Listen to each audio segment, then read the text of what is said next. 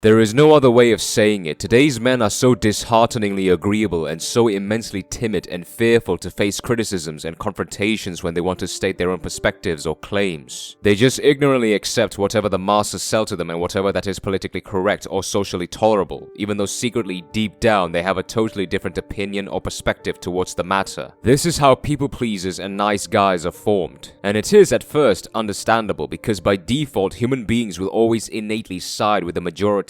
It is just one of our naturally gifted proclivities. If one person raises his hand and comes forward, the others will start to raise their hands and also come forward. The bandwagon effect. Because instinctually, being in a group or a pack or a community will increase our chances of survival and security by a huge margin. No one innately wants to be the minority because it makes them feel impotent, insignificant, insecure, and alone. This instinctual and psychological phenomenon within an individual to react or respond effectively and collectively to a group or as a group is the main reason why people unconsciously love to be controlled by the higher society, because it seemingly makes them feel safe. But being too agreeable and accepting towards every opinion and agenda that are thrown at you will inevitably leave you vulnerable to the complete influence from whoever is trying to induce or convince you, ultimately removing you from your own sense of individuality and independence of thought and practice, making you a pathetic pawn for the higher echelons to enjoy and exploiting. And these people are not stupid, they understand how group psychology works. How do you think the best politicians, influencers, and multinational businesses sell their campaigns, products, and movements? They capitalize on the strongest form of emotions to tap into your innermost desires and worries, which are the promise of a greater good and living in fear. This is how they make you feel safe and satisfied, and or how they induce dread within you to make you rely on them because you are desperate to feel safe and satisfied. And it's basically the ultimate goal for every great politician and businesses. By understanding these two principles to hook onto people's deepest desires and worries, they are able to ruthlessly manipulate them into utter submission to follow or purchase or support their cause, especially for those people who severely lack a strong self-esteem, knowledge, and emotional or impulse control. They are easy prey for these people. How do you think scamming works so well for the inept younglings and outdated elderlies? I promise with all of my heart that I will solve your problem and give you everything that you desire. You will be satisfied and at peace at last. Refuse to let me help you and you will live in eternal suffering and darkness from the decadent of your problems. Pay me now and you will live to tell the tale. Another one. How do you think travel companies convince you to travel through all those visuals? Come to the majestic Bahamas where your dream celebrity-style holiday awaits you. Refusing to come and visit us means that you are a pathetic, dull, and boring loser who lives a mundane life that no one wants to be a part of. And you are severely missing out the epitome and pinnacle of the good life.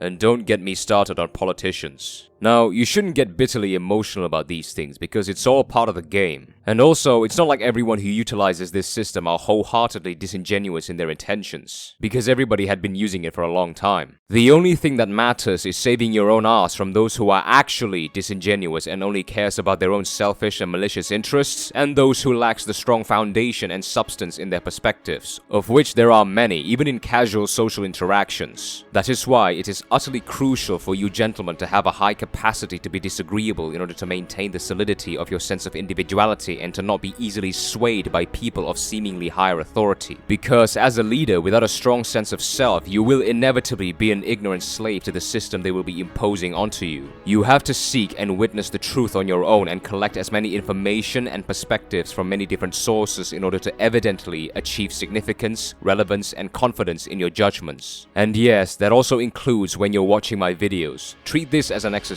If you gentlemen disagree with any of my statements deep down, don't be afraid to state your own reasonable claims in the comments. Don't be afraid to encounter those who would disagree with you, criticizes you, and confront you. Because after all, the one who wins is you in the end, because you get to collect more information from more perspectives onto which you could use to your own advantage in sharpening or polishing your own judgments that can adhere more into the reality that people can't afford to ignore.